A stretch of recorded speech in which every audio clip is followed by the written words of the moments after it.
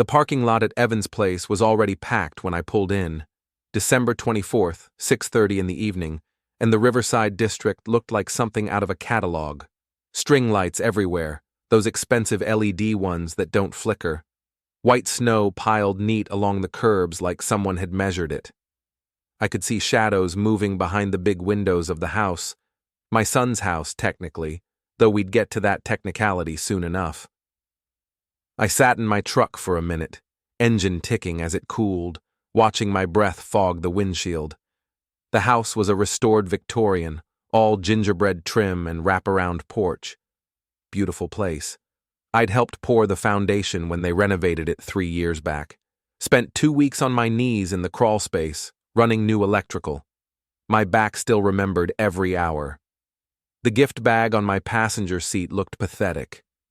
I'd wrapped Noah's present myself, a model airplane kit, the kind you actually build with glue and paint. The bag was from the dollar store, red and green with cartoon reindeer. I knew before I walked in that Haley would have something to say about it.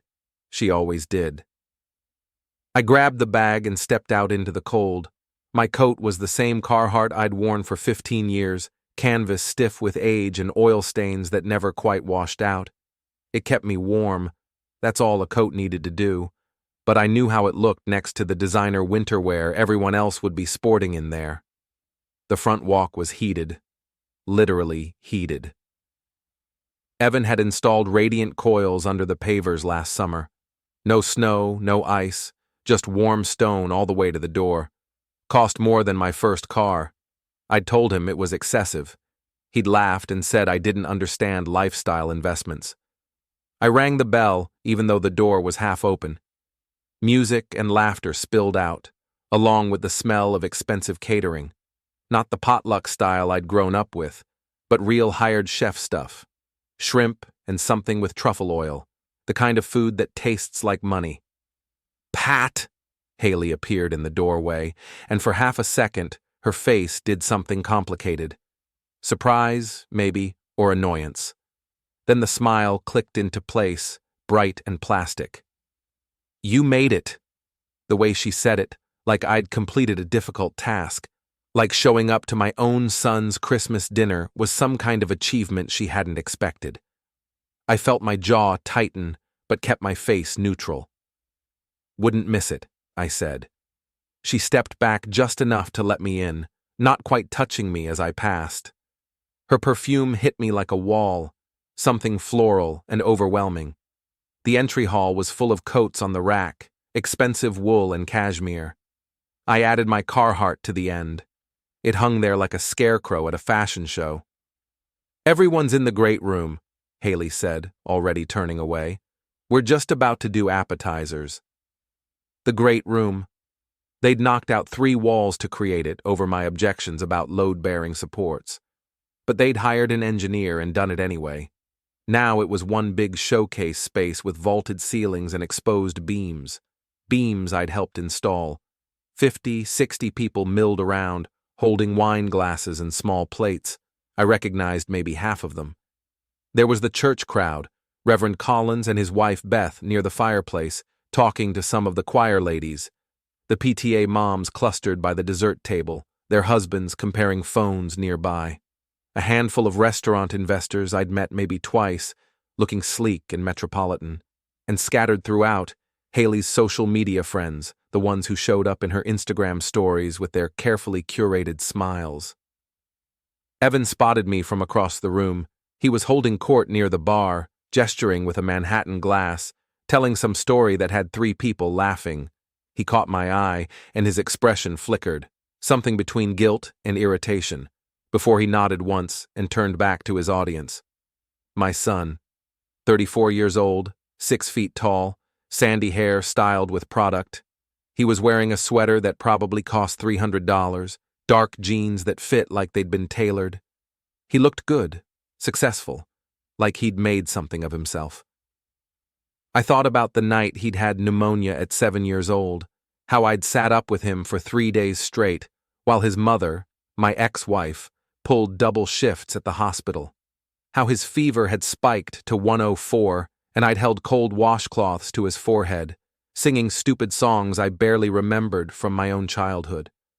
How small he'd been, how fragile, his hand gripping my thumb like he was afraid to let go. That kid had grown up to barely nod at me across his great room while entertaining people he'd met 6 months ago. "Pat!" Denise materialized at my elbow, saving me from standing there like an idiot. My ex-wife looked tired. She always looked tired these days. 12-hour shifts at County General would do that. But she smiled when she saw me. "I was wondering if you'd show." "Wouldn't miss it," I said again, realizing I was repeating myself. She heard it too, the flatness in my voice. Her smile faded a little. "How are you doing?" "Fine. Good. You?" "Pat." I looked at her. Denise had always been able to read me even after 15 years of divorce. She saw something in my face now that made her frown. "They're just stressed," she said quietly. "The restaurant's been busy, and Haley's got all these brand partnerships she's trying to manage. It's not personal." Everything was personal. That was the problem. But I didn't say that. I just nodded and looked around for Noah. "He's upstairs," Denise said, reading my mind again. "Playing video games with the Kessler boys. You know how it is at these things. The kids disappear immediately. I wanted to go up there. Forget this whole performance down here and just hang out with my grandson, build Lego, or talk about school or anything real. But I knew that wasn't how this worked. I'd been invited to the adult party, so I had to at least pretend to participate. Haley reappeared with a wine glass, pressing it into my hand before I could object. "Try this. It's from a vineyard we visited in Sonoma. Local, organic, sustainable, very us. Very us. Like she and Evan were a brand, which I guess they were." Their restaurant, Shoreline and Smoke, had become the hotspot in our little town over the past 2 years. Farm to table, craft cocktails, Edison bulbs hanging from reclaimed wood. The kind of place where a burger cost $18 and came with artisanal ketchup. I'd helped them open it. More than helped. I'd funded 70% of the startup costs, co-signed the business loan, used my savings and my connections to get the building permits pushed through when the town council was dragging its feet. I'd spent 3 months of weekends doing the renovation work myself because contractors wanted too much money. I could still see my fingerprints on this place, literally and figuratively. But if you asked anyone here, they'd tell you Evan and Haley had built it from nothing. Self-made success story. The narrative had been carefully constructed, and I'd been carefully edited out of it. I sipped the wine. It tasted like wine. Expensive wine, probably, but still just wine. "What do you think?" Haley was watching me with that fixed smile. "It's good," I said. "Just good?" She laughed, but there was an edge to it. "Pat, this is a $200 bottle. Good is what you say about boxed wine." Several people nearby turned to look. I felt my face get hot. "It's very good," I amended. "Thank you for sharing it." Haley's smile widened, victorious. She patted my arm like I was a dog that had finally learned a trick. "That's better. Come on, let me introduce you to some people." She led me through the crowd like I was a tourist in my own son's house. "This is Pat, Evan's father. This is Pat, he used to work at the community college. This is Pat, he's retired now." Every introduction felt like a diminishment, like she was explaining away my presence. The PTA moms were polite but distant. The investors barely registered me. The social media people looked at my clothes and immediately lost interest. I stood there with my dollar store gift bag and my wine I couldn't taste the value of, and I felt every one of my 62 years. Reverend Collins saved me, bless him. He excused himself from whatever conversation he'd been having and came over, hand extended. "Pat, good to see you. How's the back?" "Complaining, but that's nothing new." He laughed. "Aren't we all?" "Listen, I wanted to ask you about that electrical issue we've been having at the church. The lights in the fellowship hall keep flickering. Think you could take a look sometime?" "Sure. After the holidays?" "Perfect. I'll give you a call." It was a normal conversation. A real one. I felt some of the tension leave my shoulders. Then Haley was back, inserting herself smoothly into the space between us. "Reverend, you're not trying to recruit Pat for free labor, are you?" She said it like a joke, but her eyes weren't joking. "Just asking a favor from a friend," Colin said mildly. "Well, Pat's really not supposed to be doing that kind of work anymore. His back, and we wouldn't want any liability issues." The Reverend's eyebrows went up slightly. I felt my face get hot again. "I'm fine," I said. "Happy to help. We'll see." Haley patted my arm again, that same condescending gesture. "Let's not make any promises we can't keep." She drifted away to greet some new arrivals, leaving me standing there feeling like I'd been scolded in front of the principal. Collins gave me a sympathetic look but didn't say anything. What could he say? I excused myself and headed for the kitchen, needing a minute away from the crowd. The kitchen was huge, another renovation I'd worked on, with marble counters and professional appliances. The catering staff moved efficiently around the space, plating appetizers and refilling trays. Through the open door to the butler's pantry, I could hear voices. Haley and someone else. I wasn't trying to eavesdrop. I was just standing there, trying to decide if I could slip out early without causing a scene, when I heard my name. If he acts up at all, Evan's finally going to tell him to get lost. Haley's voice, low and confidential.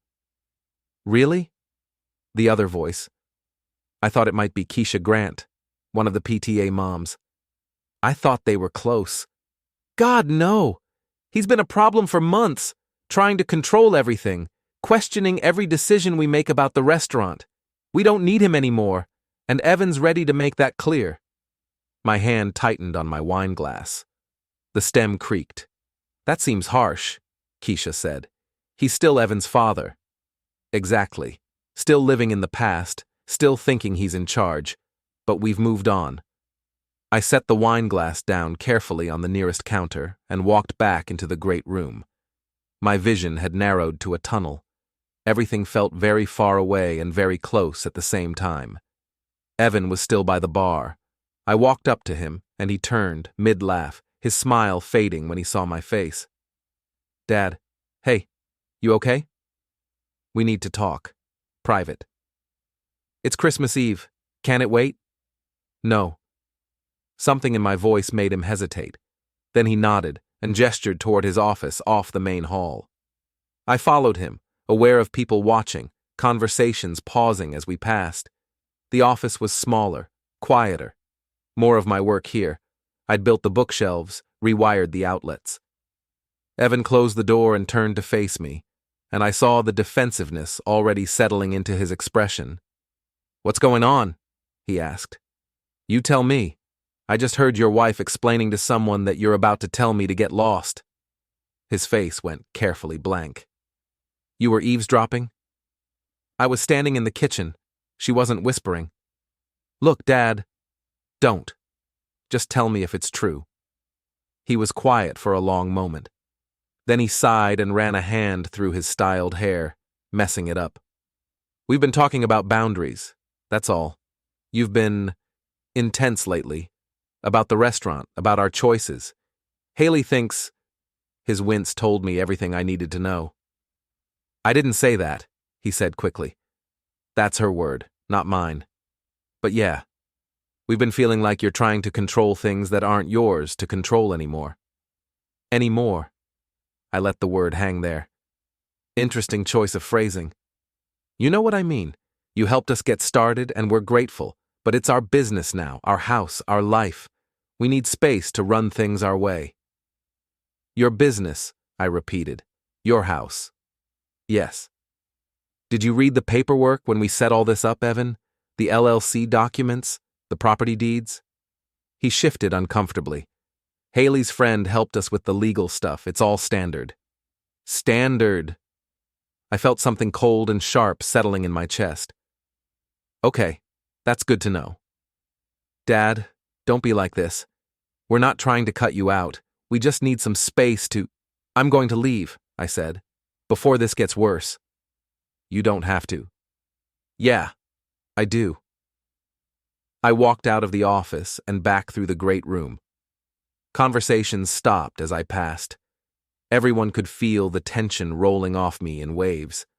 Haley appeared at Evan's side, her hand on his arm, her expression all false concern. "Everything okay?" she asked, too loud, performative. "Fine," I said. "Just remembered something I need to take care of." I grabbed my coat from the rack. The gift bag with Noah's present was still in my hand. I'd never even gotten a chance to give it to him. I set it down on the entry table, carefully, and reached for the door handle. Evan's hand slammed against the door above my head, holding it shut. "Dad, wait." I turned. He was standing close, too close, his chest puffed out in that aggressive way young men do when they're trying to feel bigger than they are. Behind him, I could see the crowd in the great room, all pretending not to watch while watching everything. "Let me leave," I said quietly. "Not like this. Not on Christmas." "Then how? Tell me how I'm supposed to leave." His jaw clenched. I could see Haley behind him, her phone out now, maybe recording, definitely watching with bright, eager eyes. "You're being dramatic," Evan said. "I'm being clear. Let me out." "No, not until you calm down and—" "Evan." My voice came out harder than I'd intended. "Move. You don't give me orders." "I'm not ordering, I'm asking. Please move." "Why should I?" His voice was rising now, getting attention he probably didn't intend. "So you can leave here and tell everyone we kicked you out? So you can play the victim like you always do?" "Like I always—" I couldn't even finish the sentence. The unfairness of it choked me. Haley stepped forward, her voice carrying across the suddenly silent room. "Pat, we've tried to be patient with you. We've tried to include you, but you make everything so difficult." "I make things difficult." "Yes, you do. You question everything. You can't let go of control. You won't accept that Evan is a grown man who doesn't need his daddy hovering over him anymore." Some people in the crowd nodded, actually nodded, like she was making sense, like I was the problem here. "I want to leave," I said again. "That's all. Just let me walk out the door." Evan didn't move. His hand was still braced against the door above my head, his body blocking me in. People were definitely recording now. I could see phone screens lit up, pointed in our direction. "You know what?" Evan's voice dropped, got quieter, meaner. "Fine, go. You're not our family anymore. Go away." The words hit like a physical blow. I actually took a step back. Behind him, I saw Haley smile. Not the fake party smile, a real one, satisfied and cruel. She leaned in and whispered something to the woman next to her. They both laughed. I looked at my son, really looked at him, tried to find the kid I'd raised in this angry stranger blocking my exit. Couldn't. "Okay," I said. I reached past him and opened the door. He let me this time. The cold air hit my face, and I stepped out onto that heated front walk, my boots loud on the warm stone. Behind me, someone said something I couldn't make out. More laughter. The door was still open, and I could feel all those eyes on my back, watching me walk away from my own son's house on Christmas Eve. I made it to my truck, got in, sat there with my hands on the steering wheel, shaking. Not from cold. My phone was in my pocket. I pulled it out and stared at it for a long moment. Then I made one call. "Rob, it's Pat. Do it. Start with the restaurant. Tonight." I hung up, started the engine, backed out of that perfect parking spot, and drove away. In my rearview mirror, I saw people starting to leave, walking out of Evan's house in groups, checking their phones, looking confused. The party was breaking up early. Good. I drove to the truck stop diner on Route 9, the one that's been there since 1975, with the flickering neon sign and the coffee that tastes like it was brewed in a paint can. I went inside, took a booth in the back, and ordered coffee and pie I didn't want. My phone buzzed. A text from Rob. "Orders sent. System locked. Emergency contact protocols initiated per your instructions. Another buzz. One of the restaurant staff, a kid named Tyler, who'd always been respectful. Hey Pat, we just got a mass email about an ownership dispute. The managers are freaking out. You okay? I typed back, I'm fine. Things are going to change, but you'll be taken care of. Don't worry. Another buzz. This one from a number I didn't recognize. This is Keisha Grant. I'm at Evan's party. Haley's telling everyone you left drunk and caused a scene. I was there. I saw what happened. That's not what happened. Just wanted you to know someone saw the truth. I stared at that message for a long time. Then I saved the number and put my phone face down on the table. The pie came. Apple. With ice cream melting into the crust. I ate it mechanically, tasting nothing, planning everything. You throw a man out on Christmas, you better be damn sure you own the ground you're standing on. They weren't sure. They just assumed. That was going to be their first mistake. Before we go any further, hit the hype button, take a second to subscribe and like the video. It really helps the channel grow. And tell us in the comments, what would you do in this situation? I didn't sleep that night. Sat in my apartment above the old workshop, the place I'd moved to after the divorce, and went through boxes of paperwork I'd been keeping organized for exactly this reason. Well, not exactly this reason. I'd hoped I'd never need them. But I'm not an idiot. I'd prepared. The apartment wasn't much. One bedroom, a kitchenette, a bathroom where you had to jiggle the toilet handle to make it stop running. But it was mine, paid off, no mortgage, no landlord. The workshop below had been my dad's, then mine, and now it mostly sat unused except when I took on a side job. The whole building smelled like motor oil and sawdust. Home. I spread the documents across my kitchen table under the fluorescent light that buzzed and flickered no matter how many times I replaced the ballast. LLC formation papers, property deeds, business licenses, loan documents, all signed, all legal, all very carefully structured by Marisol Vega 3 years ago when Evan had first come to me with his restaurant dream. I want to do this, Dad. I really do, but I need help with the capital. He'd been so earnest. 31 years old, working as a sous chef at that place in Portland that closed down after the owner got caught doing cocaine in the walk-in. Evan had come home deflated but full of ideas. He'd drawn sketches of the space, researched equipment costs, created a whole business plan. It was the most focused I'd seen him since high school. I'd wanted to help him. Of course I did. He was my son, but I wasn't stupid. I'd taken him to Marisol's office. She'd handled my dad's estate, helped me through the divorce, done various small business stuff for guys I knew around town. Smart woman, no nonsense, always looking 3 steps ahead. You want to invest in your son's restaurant, she'd said, not asking. I want to help him, but I also want to protect myself. Evan had looked hurt. Dad, you don't trust me? This isn't about trust. It's about doing things right. Marisol had nodded approvingly. Smart. Here's what I recommend. You form an LLC with a friend, someone you trust completely, as co-managers.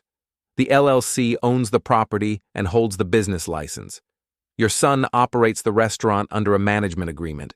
He pays rent, he pays a percentage of profits, and after 5 years of successful operation, you can transfer ownership to him completely.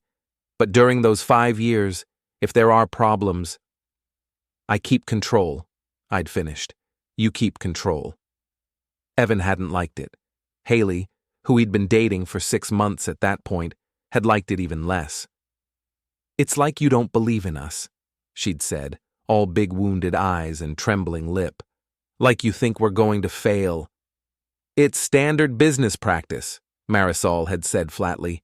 If you're not willing to accept these terms, you're welcome to seek traditional bank financing. They'd gone away and talked about it. Come back 3 days later and signed. I don't think Evan ever read the documents. He'd flipped through them, signed where Marisol pointed, smiled and shaken my hand. Thanks, Dad. I won't let you down. Haley had signed too, as co-manager with Evan. She'd barely glanced at the pages. That was mistake number 2. Now, at 1 a.m. on Christmas, I read through every clause, every provision, every carefully worded paragraph that Marisol had included specifically to protect me from exactly this situation. Section 8.3. In the event that managing members engage in behavior demonstrably hostile to the interests of the LLC or excluding ownership members from reasonable participation in business decisions, the non-managing members may suspend managerial authority pending review. Section 12.1. Property rental agreements may be terminated with 30 days' notice for breach of conduct clauses, including but not limited to misrepresentation of ownership, hostile exclusion of family members involved in business operations, or damage to reputation of ownership members. Section 15.7. All business decisions requiring expenditure over $5,000 must be approved by majority ownership vote.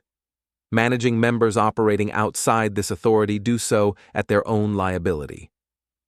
Every protection I'd asked for, Marisol had built in, and every protection Evan and Haley had ignored, assuming it was just lawyer boilerplate that didn't matter. My phone buzzed. 3 a.m. now. A text from Denise. Evan called me crying. Says you've frozen the restaurant accounts. Pat, what's happening? I typed back, protecting my investment. Tell him to read his contracts. This is going to destroy him. He destroyed us first. At least I'm using paperwork instead of words. She didn't respond after that. Another buzz. This one from Rob Kessler, my old friend and now co-owner of the LLC that held everything Evan thought was his. Suppliers are getting the notifications. Some are confused, but they'll comply. We're still good for this? We're good. It's Christmas, Pat. I know what day it is. I set the phone down and picked up another document. The house. The beautiful Victorian with the heated front walk. Same story, same structure. LLC ownership, rental agreement, 5-year transfer clause. Evan and Haley paid monthly rent that they thought was a mortgage. They'd been told it was building equity. It was. Just not the equity they assumed. The house could be theirs. Would have been theirs if they'd just been decent. 3 more years and I'd have signed it over completely, probably with some sentimental speech about family and legacy. Now I was reading Section 4.2. Property occupants may be required to vacate with 30 days' notice for breach of conduct including hostile behavior toward ownership members, misrepresentation of property ownership to third parties, or exclusion of ownership members from family functions occurring on the property. Hostile behavior. Check. Misrepresentation. Check. Haley had been telling people they owned the house outright for over a year. Exclusion from family functions. Well, I made notes. Times, dates, witnesses. The Christmas Eve confrontation had been public enough that I could probably get a dozen statements about what had happened. Keisha had already texted. I wondered who else had seen through Haley's version of events. Dawn came up gray and cold. I watched it through my kitchen window, drinking coffee that had gone bitter from sitting too long on the burner. My back ached from sitting in the kitchen chair for 6 hours. My head ached from fury and sadness mixed together until I couldn't tell them apart anymore. My son had told me I wasn't family. Fine. Then we could handle this like business. I showered, changed into clean clothes, and drove to Marisol's house. She lived in a neighborhood that was nicer than mine, but not showy, the kind of place where lawyers and doctors raised their kids and mowed their own lawns.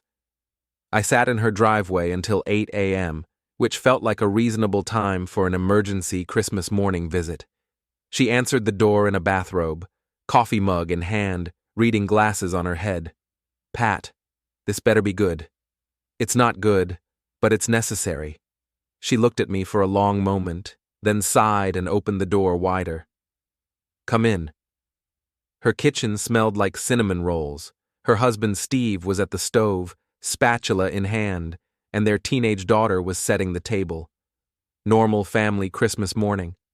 I felt like an intruder. I'm sorry to interrupt. You are interrupting, Marisol said.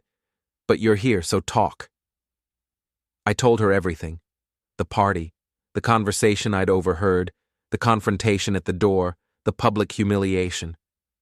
Her expression didn't change, but I saw her jaw tighten. And you've already triggered the account freeze, she said. Rob sent the notifications last night. Without calling me first. It was Christmas Eve. You were with your family. Pat. She set her coffee down. That's exactly when you should have called me, before you did something that can't be undone. It can be undone, I can reverse it. Will you? I was quiet. Steve, who'd been pretending not to listen, turned off the stove and left the room, taking their daughter with him. Marisol waited until they were gone. Okay, she said. Tell me what you want to happen here. I want them to understand what they've done. That's not a legal goal. I want to enforce the contracts they signed, exercise my rights as majority owner, protect my assets. Better. More specific. I want to suspend their management authority at the restaurant, review all expenditures from the past year, probably find enough violations to justify termination of their operating agreement. And the house? 30-day notice, breach of conduct, multiple documented instances. Marisol picked up her coffee, sipped it, set it down. This will destroy your relationship with your son. He destroyed it first. Pat, don't. My voice came out sharper than I intended. Don't tell me about forgiveness or being the bigger person. I spent 30 years being the bigger person. I worked 3 jobs to raise him after his mother left the first time. I taught him how to ride a bike and how to change a tire and how to be a man. And he blocked a door in my face on Christmas Eve and told me I wasn't family while his wife laughed. She was quiet for a moment. Then she nodded. Okay, I'll draw up the notices. But Pat, listen to me. Once we start this process, it's going to get ugly. They will fight back. They will say terrible things about you. They will try to make you the villain. Let them try. And there's Noah to consider. That hit harder than I wanted to admit. My grandson, 8 years old, gap-toothed, obsessed with dinosaurs and space, the one pure good thing in this whole mess. I'll still be his grandfather, I said. Will you? If you evict his parents, take away their business, destroy their lives, will he understand that? Or will he just know that Grandpa Pat made everything bad? That's on them. They're the ones who chose this. He won't see it that way. Kids don't think in terms of justified revenge. Then I'll explain it to him when he's older. If they let you. I stood up. Draw up the papers, please. Marisol stood too. She was a small woman, barely 5'3", but she had a way of looking at you that made her seem taller. I'll do it, because you're my client, and you're within your rights. But I want you to think about something, Pat. Really think about it. Is this about justice? Or is this about making them hurt the way you're hurting? Does it matter? Yes, because justice I can defend in court. Revenge just makes everyone bleed. She walked me to the door. Before I left, she put a hand on my arm. Merry Christmas, Pat. Yeah, you too.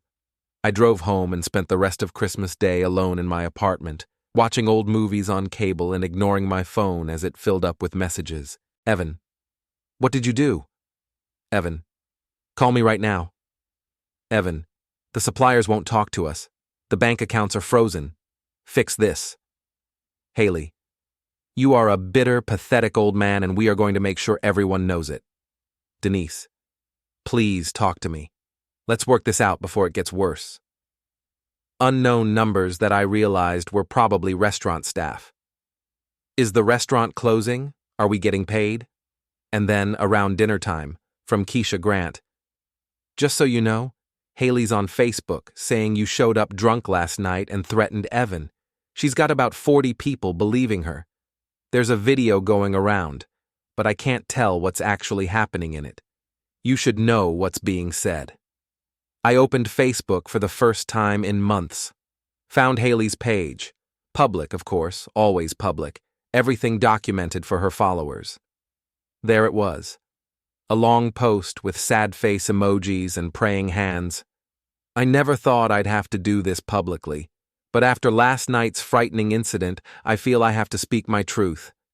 Evan's father has been struggling with some personal issues lately. We've tried to be supportive, but it's becoming clear he needs more help than we can give. Last night, on what should have been a joyful Christmas Eve with friends and family, he arrived in an altered state and became aggressive when we tried to talk to him about his concerning behavior. We had to ask him to leave for everyone's safety.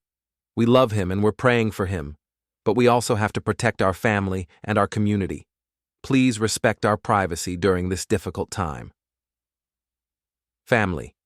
First, setting boundaries. Toxic family. 400 likes, 80 comments, all supportive. You're so brave for sharing this. My father-in-law is the same way, I feel you. Praying for your family. A few people had shared the post. It was spreading.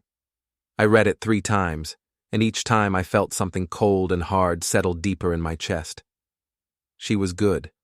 I had to give her that. Every word carefully chosen.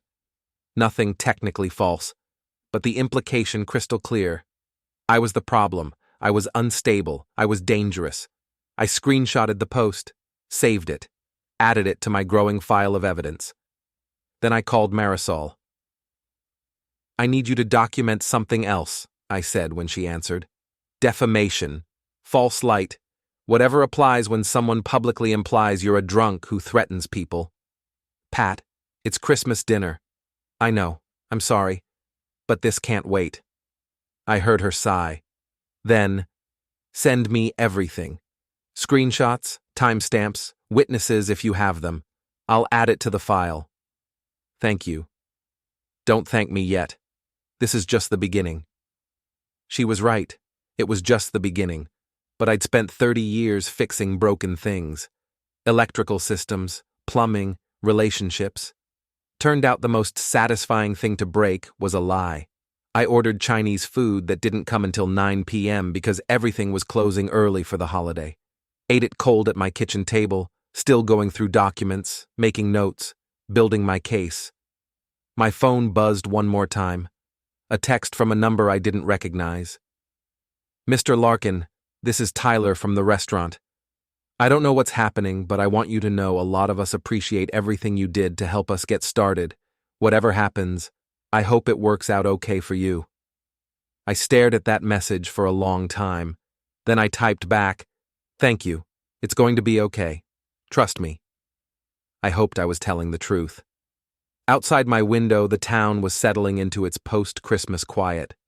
Lights still on in windows, families together, normal people having normal holidays. I sat in my apartment alone and planned how to dismantle my son's life piece by piece. The article came out on the 30th.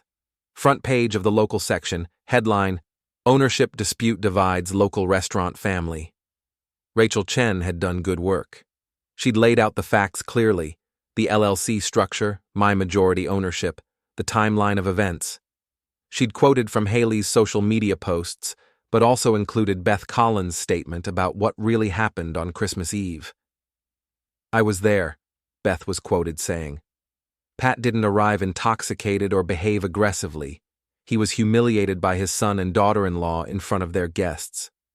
What I saw was a father being excluded and mocked, not an unstable person causing problems. The article also mentioned the preliminary financial review, showing questionable expenses. Rachel had been careful not to say embezzlement, but the implication was clear. My phone started ringing at 6 a.m. I ignored most of the calls. The one I answered was from Denise. Did you give that interview? She didn't sound angry, just tired. I provided facts. That's all. Pat, this is humiliating for Evan. Good. He should be humiliated. He did something shameful. He's my son too. I love him even when he's wrong. I loved him when he was wrong too. Past tense. You don't mean that.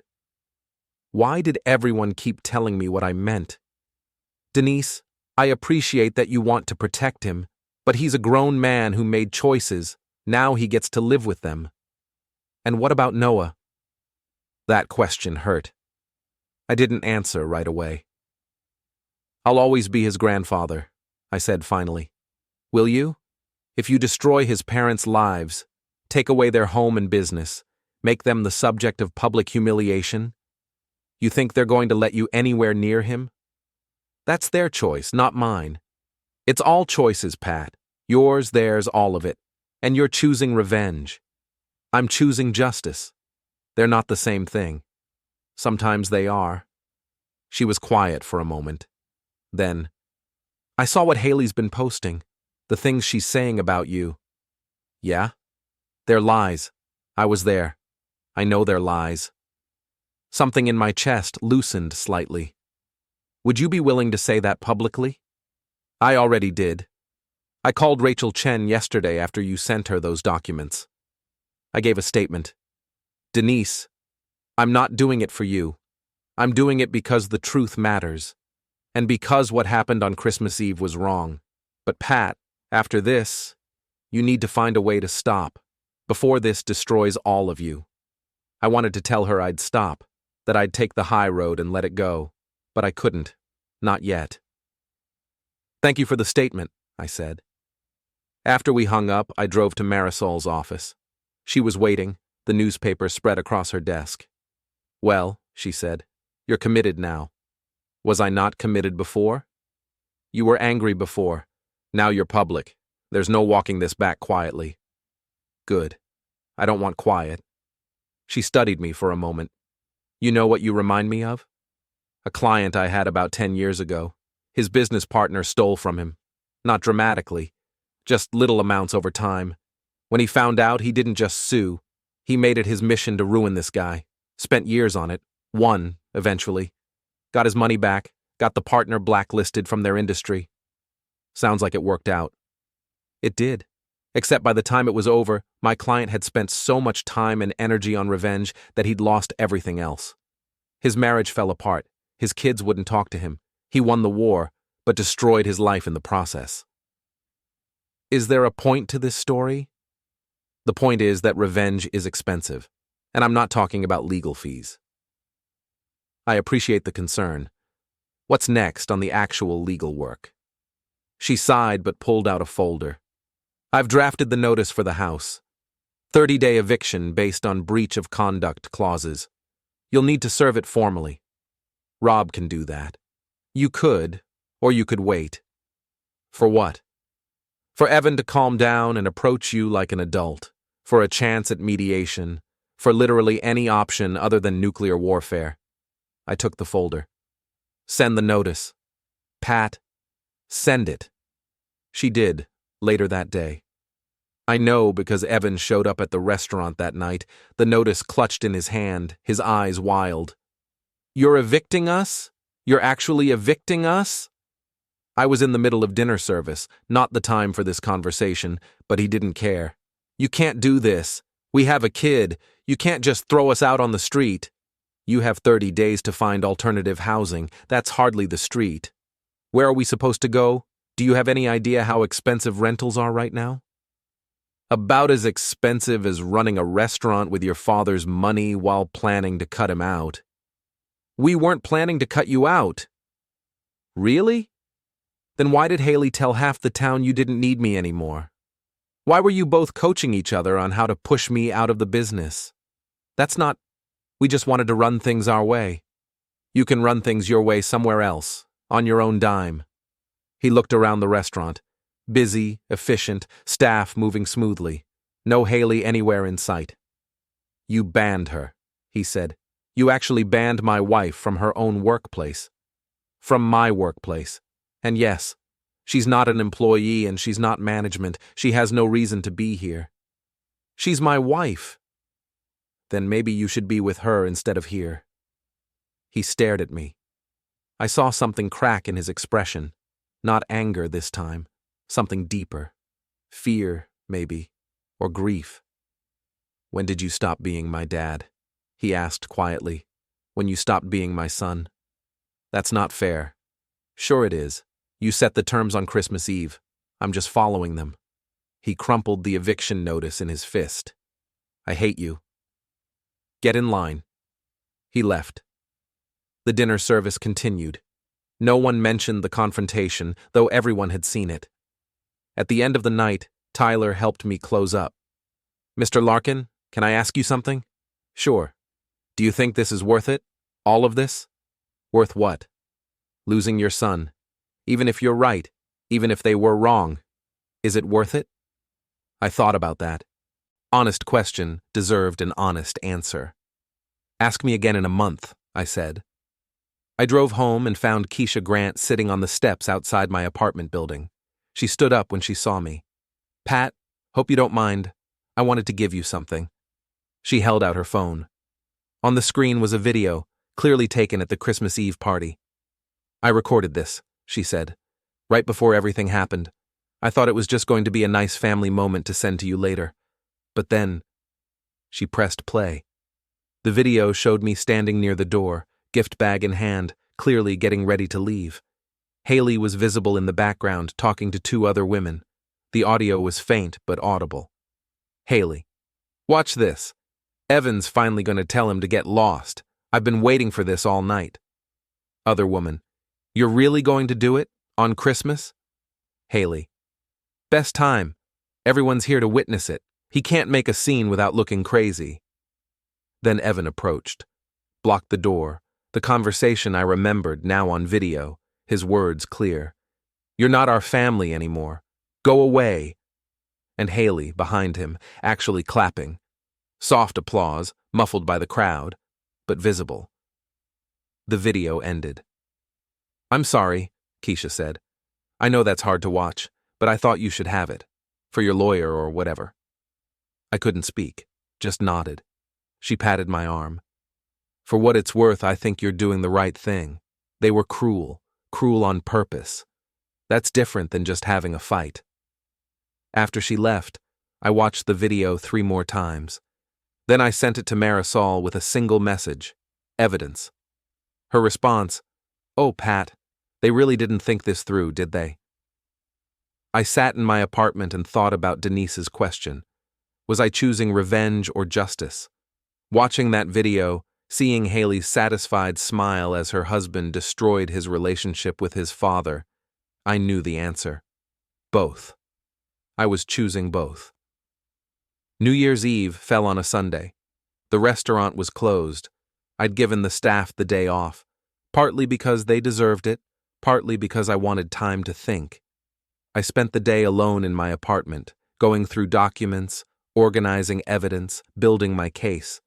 Marisol had everything she needed now: the financial records showing misuse of funds, the witness statements from Christmas Eve, Keisha's video, the social media posts that would prove Haley's pattern of defamation. Around 6 p.m., my phone rang. Unknown number. I almost didn't answer. "Mr. Larkin? This is Reverend Collins." "Reverend, how can I help you?" "I was hoping we could talk. I'm planning my New Year's sermon and I wanted to get your perspective on something." "My perspective on what?" "Forgiveness, reconciliation. What happens when families break?" Of course he was calling about this. Everyone in town knew by now. "Reverend, I appreciate what you're trying to do, but I'm not trying to do anything except understand. Will you come to the service tomorrow? Hear what I have to say?" I almost said no, but Collins had been kind to me. Beth had given a statement when she didn't have to. "I'll be there," I said. That night, I watched the ball drop on TV alone. My phone stayed quiet until 12:01 when the text started. "Happy New Year, Grandpa." From Noah, probably typed by Denise. I responded, "Happy New Year, buddy. Love you." Then another text. Evan. "Happy New Year, Dad. I hope this year is better than the last week has been." I stared at that message for a long time. It was the first time since Christmas he'd called me Dad without anger behind it. I didn't respond. At 12:15, Haley posted on Instagram a photo of her and Evan toasting champagne, big smiles. The caption: "New Year, new beginning, leaving toxic energy behind and focusing on our beautiful life together. Grateful for everyone who supported us through this difficult time." 2024 is going to be our year. 20 seconds later, she posted another photo. This one was a screenshot of the eviction notice, with text overlay. This is what family looks like when you set boundaries with a narcissist. Please keep us in your prayers as we fight this injustice. I screenshotted both posts, added them to the file. My phone rang. Rob, you see what she just posted? I saw. Pat, she's calling you a narcissist on social media. That's defamation. Add it to the list. There's already a list. Then make it longer. He was quiet for a moment. Are you okay? Really? I'm fine. You sound fine. That's what worries me. January 2nd, I called a staff meeting at the restaurant. 10 a.m., before prep started. Everyone showed up, still looking nervous about job security. Here's what's going to happen, I said. We're restructuring. I'm taking over as active manager until we hire someone permanent. Wages are going up by 15% across the board. Tips go to staff, all of them. No more management taking a cut. Health insurance for anyone working over 30 hours a week. And we're going back to the original menu concept. Good food, reasonable prices, no more trendy bullshit that costs twice as much to make and tastes half as good. Silence. Then Tyler raised his hand. You're serious? About all of that? Completely serious. Why? Because you all work hard and you deserve to be paid fairly, and because I'm tired of watching good people get exploited by bad management. More silence. Then Jenna started clapping. Slow at first, then faster. Others joined in. Also, I said, we're changing the name. That got their attention. Shoreline and Smoke was always a stupid name. Sounded like something an algorithm generated. We're going back to something simple, something that actually means something. I pulled out the new sign design I'd had made. Simple, clean. The Riverside. It's honest, I said. It's where we are. It's what we are. No pretension, no brand management. Just a good restaurant by the river. Marcus, the line cook, grinned. I like it. Shoreline and Smoke always sounded like we were trying too hard.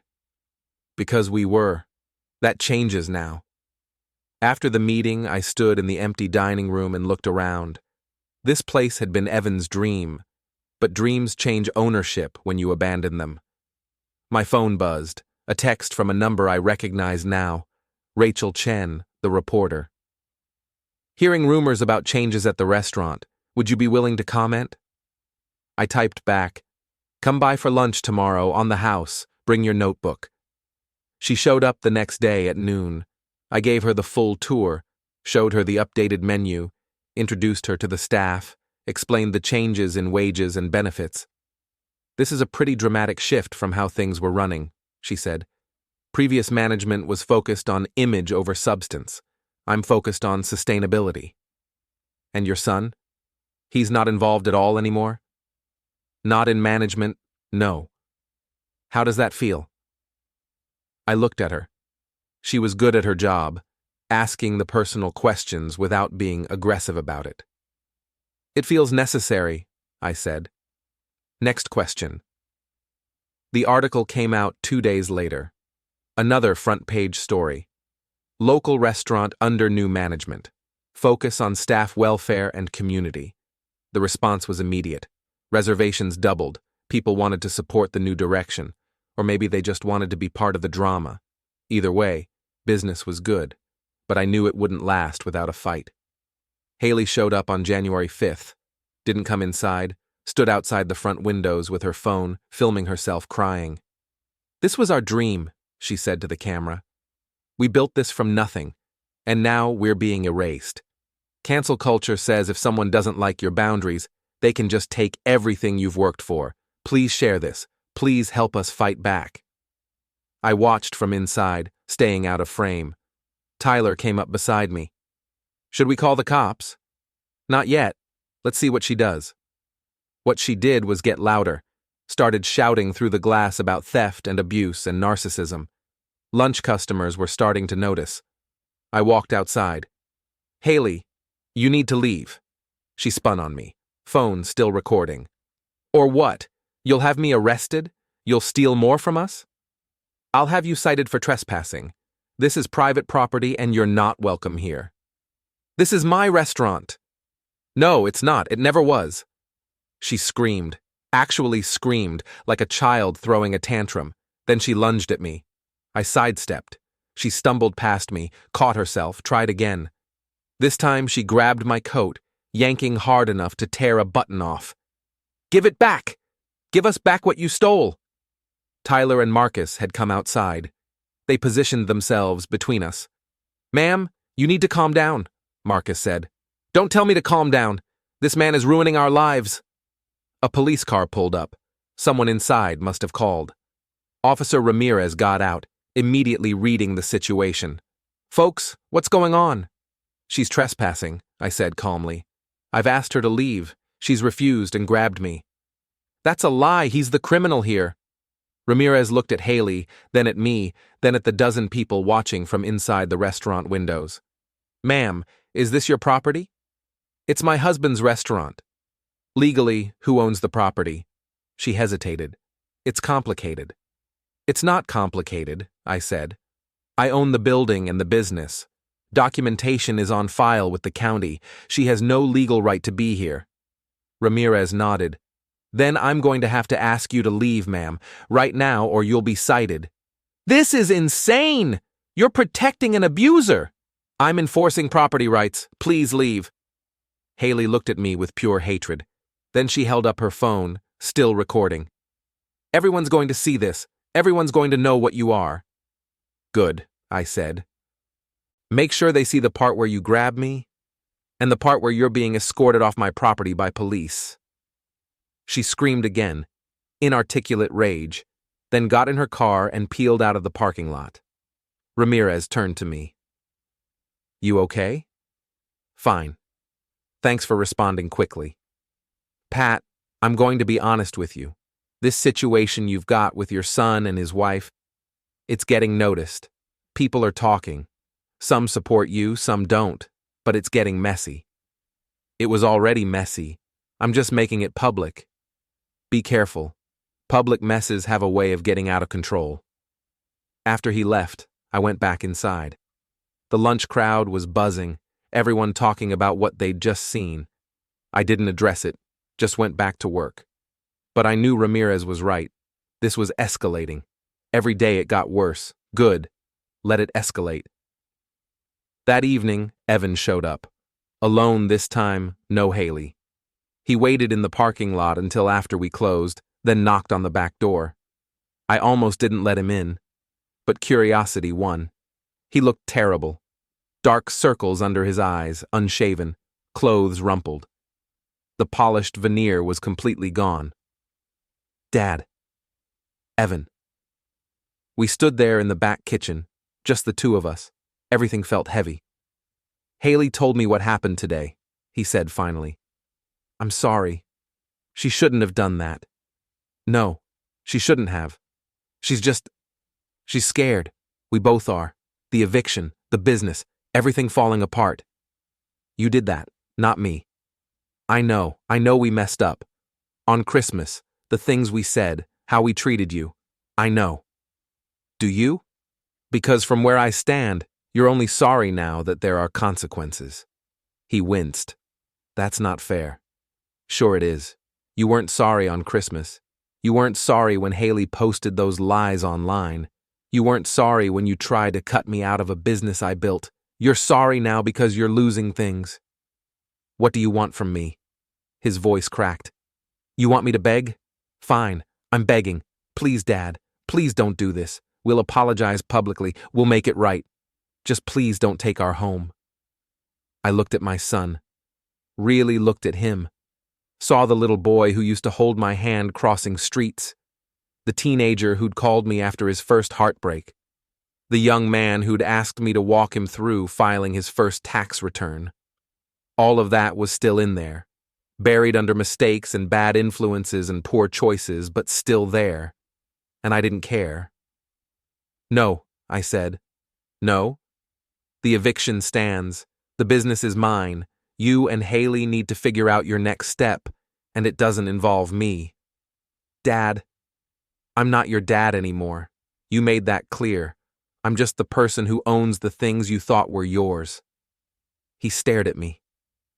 Then he did something I didn't expect. He fell apart, completely. Dropped to his knees on the kitchen floor and sobbed. Big, messy, ugly sobs. I'm sorry, he kept saying. I'm so sorry. I don't know how to fix this. I stood there and watched him cry. Part of me wanted to help him up, hold him, tell him it would be okay. But I couldn't. That bridge was ashes. You can't fix it, I said quietly. Some things break too badly to repair. You should go. He looked up at me, face wet, eyes desperate. Please. Go, Evan. He left. I locked the door behind him and stood in the empty kitchen, listening to the sound of nothing. Then I pulled out my phone and called Marisol. The eviction notice has been delivered. They have until the end of the month. What's next? Next is you prepare for them to fight dirty, because people who are desperate do desperate things. Let them, I said. I'm not backing down.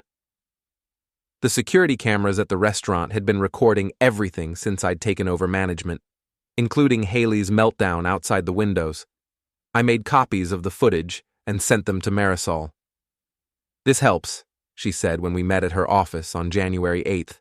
Shows a pattern of harassment. Combined with the Christmas Eve video and the social media posts, we can make a case for a restraining order if needed. Would that hold up? Probably. She's made physical contact twice now, shoving you at Christmas, grabbing you outside the restaurant. That's assault, Pat. Even if minor. I don't want to press charges. Why not? Because it makes me look vindictive. Or it makes you look like someone protecting themselves from harassment. I thought about it. Not yet, but keep it as an option. The town's opinion was splitting. The new article about the restaurant changes had helped. People liked the narrative of better wages and staff treatment. But Haley was working overtime on social media, building sympathy. Her latest post showed a photo of moving boxes. 30 days to pack up our entire life because of one man's need for control.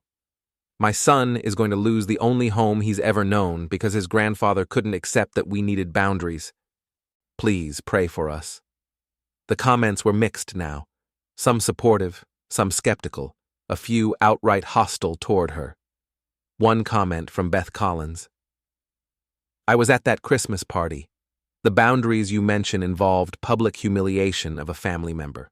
Perhaps prayer should focus on accountability rather than victimhood. I appreciated Beth's directness, but I knew it would cost her. Small-town politics were vicious. On January 10th, I was working late at the restaurant when someone threw a brick through the front window. The crash was enormous, glass everywhere, covering 3 tables. The brick landed near the host stand with a note wrapped around it. Thief. I called the police. This time, it was Officer Ramirez and a younger cop I didn't recognize. Security cameras? Ramirez asked. Of course. We reviewed the footage together.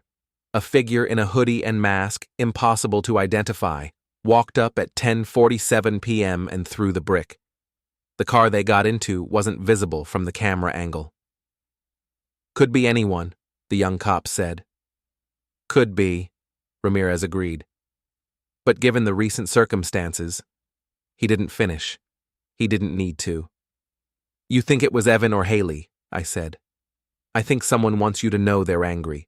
Whether that's family or just someone who believes their side of the story, I can't say. What can you do? File a report. Watch for more incidents. If you can prove who did it, we can pursue vandalism charges. They left. I called a 24-hour glass repair service and spent 3 hours helping them secure a temporary covering over the broken window. Tyler showed up at midnight, saw me working, and grabbed a broom without asking. You didn't have to come, I said. Yeah, I did. This is messed up. We cleaned in silence for a while. Mr. Larkin, can I ask you something? Why are you doing all this? The restaurant changes, taking care of us. All of it. You could just sell this place and walk away clean. Because someone should run it right, and it might as well be me. But at what cost? People are literally throwing bricks through your window. People threw me away first. A brick is nothing compared to that. He nodded slowly. For what it's worth, I think you're right. About the restaurant stuff. About standing up for yourself. I just hope you know when to stop. Everyone kept telling me that. When to stop? I'd know when to stop when they understood what they'd done.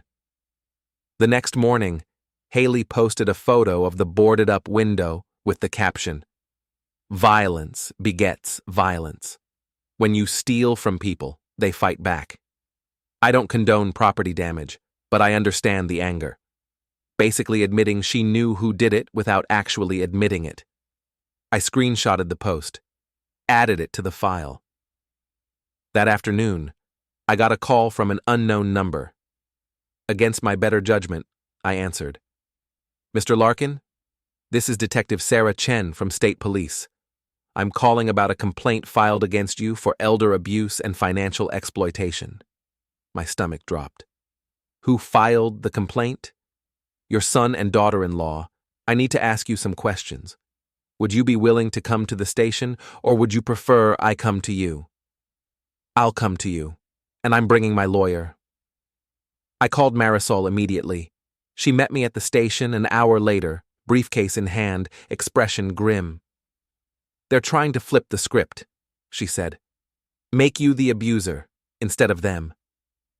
Will it work? Not if we're prepared. Which we are. Detective Chen was professional but clearly skeptical. She'd heard Haley's version first. The story of a controlling father using legal technicalities to punish his son for setting boundaries.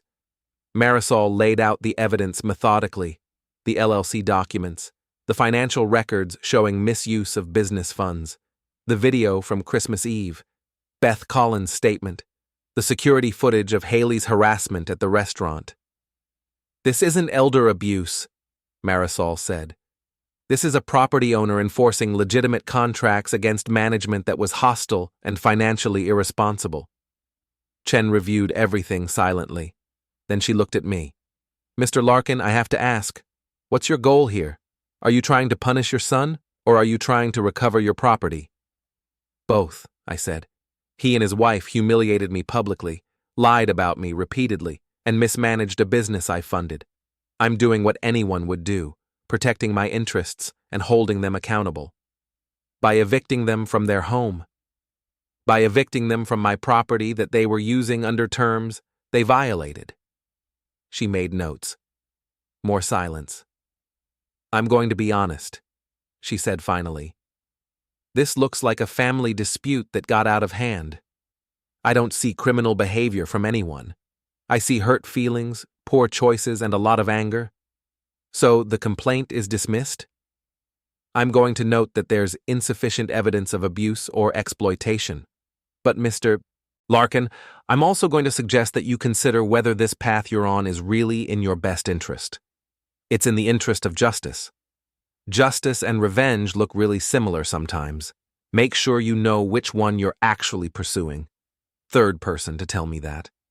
After we left, Marisol and I sat in my truck in the parking lot. "That went as well as it could have," she said. "But Pat, the fact that they filed a police report means they're getting desperate. Desperate people are dangerous. So am I. That's what worries me." I drove back to the restaurant. The new window had been installed while I was gone. Everything looked normal, clean. But something had shifted. This wasn't just about contracts anymore. This was war. Fine. I'd been in wars before. When you grow up working class, when you spend 30 years fixing other people's problems, when you raise a kid alone because your ex-wife couldn't handle the pressure, you learn how to fight. I just never thought I'd have to fight my own son.